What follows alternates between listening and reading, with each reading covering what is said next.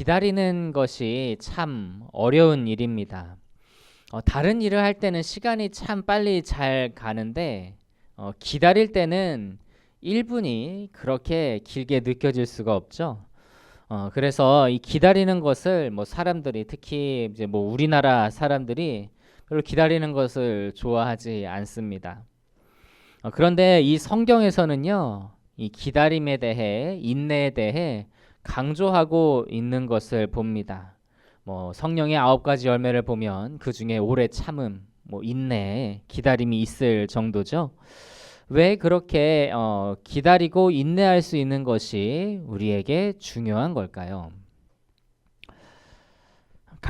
길갈에서 사무엘의 은퇴식과 그리고 또 사울의 즉위식이 있은 후에 본격적으로 사울이 이스라엘을 다스린 지 2년이 흘렀습니다. 2년 만에 블레셋과 다시 본격적인 그런 싸움이 벌어졌어요. 그 이유가 3절에 기록된 것처럼 요나단이 그 블레셋의 수비대를 공격했기 때문입니다. 블레셋은 이스라엘을 응징하기 위해서 즉각 군사를 일으켰고 사울 역시 이제 블레셋과 싸우고자 온 이스라엘 백성들을 길갈로 불러 모았습니다. 그런데 막상 전쟁을 하려고 보니까 이스라엘에게는 매우 불리한 상황이었어요. 우리 5절과 6절 같이 한번 보시겠습니다. 5절과 6절을 같이 보시겠습니다. 시작. 블레셋 사람들이 이스라엘과 싸우려고 모였는데 병거가 3만이요 마병이 6,000명이요 백성은 해변의 모래같이 많더라. 그들이 올라와 벳아웬 동쪽 믹마스에 진침해 이스라엘 사람들이 위급함을 보고 절박하여 굴과 수풀과 바위 틈과 은밀한 곳과 웅덩이에 숨으며. 그 블레셋과 싸우기 위해서 그 이스라엘 전국에서 사람들이 모였었는데 그래도 블레셋의 군대가 이스라엘보다 강했습니다. 상상 이상이었어요. 보면 병거가 3만이고 마병이 6천이고 군사는 해변에 모래같이 많았다고 그렇게 기록이 되어 있습니다. 근데 이스라엘도 숫자가 적은 건 아니에요. 얼마 전에 그 암몬 왕 나하스와 전쟁을 벌였을 때 그때 이스라엘의 군사가 33만이었습니다. 그러니까 많죠. 숫자가 문제가 아닐 수도 있습니다. 네, 블레셋이 왜 강했고 이스라엘 백성들이 왜 블레셋을 두려워했냐면 그 무기 차이가 컸기 때문에 그렇습니다. 당시 이스라엘은 그 철제 무기를 재련할 수 있는 기술이 없었어요. 뭐 그냥 보습이나 낫이나 그런 것도 철로 만들 기술이 없어서 블레셋에 가서 만들어 오곤 했거든요. 그래서 이제 철로 된 칼이 사울과 요나단이 갖고 있는 정도밖에 없었습니다. 그러니까 무기가 약하죠. 그런데 그에 비해서 블레셋은 이 철제 무기로 무장한 병거가 3만이에요. 마병은 6천이나 되고요. 그러니까 백성들이 두려워할 수밖에 없었던 거예요. 그래서 백성들이 마음이 지금 막 요동치고 움직여서 그래서 두려워서 막 숨기 시작을 합니다. 그리고 그것을 보고 누구의 마음이 다급해지겠어요? 이 사울의 마음이 다급해진 겁니다. 한 사람이라도 더 도망가기 전에 얼른 싸워야 할 것 같아요. 그런데 그럴 수가 없었던 것이 사무엘이 그에게 말한 것이 있기 때문에 그렇습니다. 우리 8절 말씀 같이 한번 보실까요? 자, 8절 같이 보시겠습니다. 시작. 사울은 사무엘이 정한 기한대로 이레 동안을 기다렸으나 사무엘이 길갈로 오지 아니하매 백성이 사울에게서 흩어지는지라. 자, 사무엘은 사울에게 자신이 올 때까지 길갈에서 며칠을 기다리라고요? 7일을 기다리라고 그렇게 언지를 해 놓은 것으로 보입니다. 사무엘을 기다려야 하는 이유는 분명했어요. 전쟁을 앞두고 하나님 앞에 이제 제사를 드려야 했기 때문입니다. 그래서 이제 사울이 사무엘의 말대로 그가 오기를 기다리고 있는데, 그런데 문제는 사무엘을 기다리고 있는 동안에 겁에 질린 백성들이 사울에게서 흩어지고 있었다라고 하는 거예요. 뭐 단순히 좀 흩어졌다라고 하면 이 좀 실감이 나지 않으시잖아요. 그래서 제가 이 실제 상황을 한번 좀 봤습니다. 살펴보니까 자, 우리가 앞서 말씀드렸듯이 블레셋의 군대가 병거가 3만이고 기만이 6천이고 그리고 그 백성의 수가 모래알같이 많다고 했잖아요. 자, 그런데 반면에 이스라엘 군사가 얼마나 모였을까요? 이 모인 숫자에 대해서는 나오지가 않는데요. 뭐 어쨌든 그래도 제법 많이 모였을 겁니다. 그런데 문제는 그 사람들 중에 대부분이 도망갔다는 거예요. 우리 15절 말씀 한번 보실까요? 자, 15절 말씀 같이 보시겠습니다. 시작. 사무엘이 일어나 길갈에서 떠나 베냐민 기브아로 올라가니라. 사울이 자기와 함께한 백성의 수를 세어 보니 600명 가량이라. 자, 지금 사울이랑 한 백성이 6만 명도 아니고 6천 명도 아니고 600명입니다. 그러니까 블레셋의 군사는 작아야 수만이고 많으면 십수만인데, 그런데 사울 곁에 최종적으로 남은 사람이 600명이에요. 이거는 싸움이 안 되는 겁니다. 그러니까 얼마나 모였는지는 모르지만 이 600명이 될 때까지 백성들이 도망갔다는 건 굉장히 많은 숫자가 도망갔다는 거거든요. 그러니까 사울의 마음이 다급할 수밖에 없는 거예요. 그래서 결국 이제 사울이 사무엘을 끝까지 기다리지 못하고 떠나는 백성들을 조금이라도 더 다잡기 위해서 자기가 주관을 해서 제사를 드립니다. 그런데 사울이 제사를 참 드리자마자 사무엘이 길갈에 도착을 해요. 그래서 사울을 추궁하고 또 책망을 하는데요. 우리 13절과 14절 말씀 같이 한번 보시겠습니다. 13절과 14절 같이 읽겠습니다. 시작. 사무엘이 사울에게 이르되 왕이 망령되이 행하였도다. 왕의 하나님 여호와께서 왕에게 내리신 명령을 지키지 아니하였도다. 그리하였더라면 여호와께서 이스라엘 위에 왕의 나라를 영원히 세우셨을 것이거늘 지금은 왕의 나라가 길지 못할 것이라.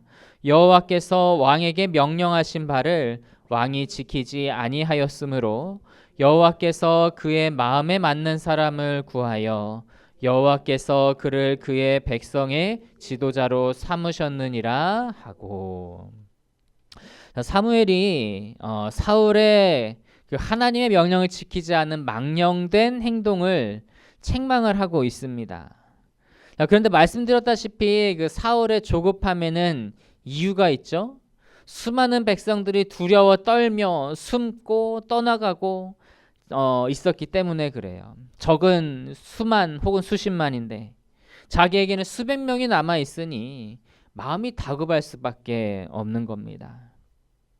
하지만 그가 알고 있는 하나님의 말씀은 무엇입니까?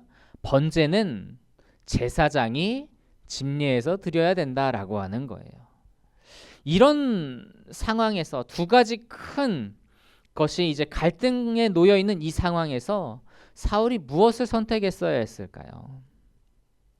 사울이 선택을 했어야 하는 것은 인내와 기다림이라는 겁니다. 그런데 그것도 이제 얼마 좀 참다가 포기하는 그런 믿음이 아니에요. 얼마 정도 내가 한 어느 정도까지만 참아보겠다 그게 아니라 포기하지 않고 믿음으로 기다리는 것이 필요하다라고 하는 겁니다. 이 사울을 한번 보십시오. 사울이 7일째 되는 날에 더 이상 참지 못하고 다급한 마음에 이제 번제를 드려요. 그러니까 7일을 완전히 기다리지 못한 거예요. 그런데 그가 번제를 드리자마자 사울이 도착을 했습니다. 만약 사울이 끝까지 기다렸더라면, 포기하지 않고 인내하였더라면 여러분 이 말씀에서 들었던 그런 책망을 들었겠습니까? 그의 나라가 짧을 것이라고, 그의 나라를 다른 사람의 손에 주었다고 그런 책망을 들었겠습니까? 조금만 더 포기하지 않고 기다렸다면 그런 말은 듣지 않았을 거예요. 오히려 믿음으로 기다렸다고 하나님의 칭찬과 또 그리고 복의 약속을 듣지 않았겠습니까? 이 신앙생활에서 인내, 기다림이라는 것은 매우 중요한 겁니다. 왜냐하면 하나님의 약속이 이루어진다는 것을 믿는 믿음은 증명하는 것이 인내이기 때문에 그렇습니다. 그래서 성경에는 이 인내를 계속 강조하고 있는 거예요. 자, 유명한 그 갈멜산 전투 때 바알과 아세라의 제사장들을 크게 이겼던 엘리야는 당당하게 아합 왕에게 가서 말합니다. 올라가서 먹고 마시소서. 큰 비소리가 있나이다. 당시 3년 동안 가뭄이 있었거든요. 그래서 물이 부족했고 하늘을 보면 구름 하나 없었어요. 그런데 큰 비 소식이 있다고 그렇게 이야기를 한 겁니다. 그래서 아합 왕은 어쨌든 고대하던 비 소식이니까 올라가서 이제 먹고 마시려고 올라가고, 엘리야는 이제 산꼭대기로 가서 하나님께 기도를 하기 시작합니다. 그가 산에서 기도를 간절히 하고, 그리고 나서 사환에게 산꼭대기로 보내면서 저 바닷가 쪽을 바라봐라, 무슨 변화가 있는지 바라봐라 라고 그렇게 이야기를 해요. 자, 그런데 한 번 기도하고 바다를 보라고 했는데 아무런 변화가 없습니다. 그래서 다시 한 번 더 간절히 기도하고 사환에게 바다를 보라고 그랬는데 아무런 변화가 일어나지 않아요. 이렇게 몇 번을 했을까요? 7번을 했습니다. 엘리야의 사환은 내심 마음으로 걱정을 했을지도 모릅니다. 스스님께서 왕에게 비가 올 것이라고 호언장담을 했는데 아무런 변화가 일어나지 않으니 어쩌지? 하지만 엘리야는 7번이 완전수잖아요.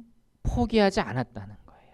하늘의 구름이 일어날 때까지 인내하며 기다리며 기도했고, 그래서 하나님께서 비 내리시는 역사를 경험한 겁니다. 또 다른 일화로는 이 나만 장군의 이야기도 있어요. 이 문둥병에 걸렸던 나만 장군이 자기 여종의 말을 듣고 예물을 준비해서 엘리사에게 병을 낫게 해달라고 찾아오죠. 그런데 엘리사는 쳐다보지도 않고 요단강에 가서 몸을 7번 씻으라고 합니다. 자기를 홀대한 것 때문에 화가 난 나아만은 그냥 돌아가려고 했지만 부하들이 설득을 해서, 그래서 이제 요단강에 몸을 씻기를 시작하는데요. 한 번 물에 들어가서 몸을 씻고 나왔지만 아무런 변화가 없습니다. 2번 씻고 나왔지만 조금도 나아지는 기미가 보이지 않습니다. 그런데 기적이 언제 일어났습니까? 그가 7번째 몸을 씻고 나왔을 때, 6번째까지만 해도 아무런 일이 없었는데 7번째 몸을 씻고 나왔을 때에 그의 피부가 아기 피부와 같이 회복되었다라고 말씀합니다. 그가 인내하고 기다림으로 하나님께 그의 병을 고침받는 기적을 경험하게 된 줄로 믿습니다. 여러분, 이처럼 성경에서 말하는 이 인내와 기다림은 얼마쯤 참고 기다리는 게 아닙니다. 결과를 볼 때까지 끝까지 기다리라는 거예요. 그래서 우리가 참 어떤 때는 답답해요. 어떤 때는 못 기다리겠어요. 때로는 기약이 없는 것 같고 정말 시간이 오래 걸리는 것 같아요. 하지만 하나님께서는 신실하신 분이시기 때문에, 약속하신 바를 이루시는 분이시기 때문에 인내하고 기다리면 열매를 거두게 되는 것입니다. 자, 우리 야고보서 1장 4절 말씀 한번 같이 찾아보실까요? 야고보서 1장 4절 말씀을 우리 같이 읽겠습니다. 시작. 인내를 온전히 이루라. 이는 너희로 온전하고 구비하여 조금도 부족함이 없게 하려 함이라. 아멘. 여러분, 우리도 그 말씀대로 인내를 온전히 이루어서 우리의 믿음이 온전함을 증명하고 또 하나님 앞에 온전하다고 인정받는 우리가 될 수 있기를 원합니다. 우리에게는 주어진 하나님의 약속이 있습니다. 그것은 바로 하나님께서 우리에게 예수님을 통해 주신 약속, 마지막 때에 예수님께서 다시 이 땅에 오실 것이며 예수님과 같이 다시 살리셔서 우리를 하나님 나라로 드리겠다는 그 약속이 우리에게 있습니다. 이 약속이 이루어지기를 인내하고 기다리는 게 곧 신앙이죠. 그리고 하나님은 분명히 이 약속을 이루실 것입니다. 그러니 끝까지 믿음을 버리지 말고 인내하고 기다릴 수 있는 저 여러분이 되실 수 있기를 바랍니다. 우리가 끝까지 인내하고 기다리는 그러한 믿음이 된다면, 우리 믿음을 끝까지 지킨다면 반드시 하나님의 약속이 이루어지는 것을 경험하게 될 줄로 믿습니다.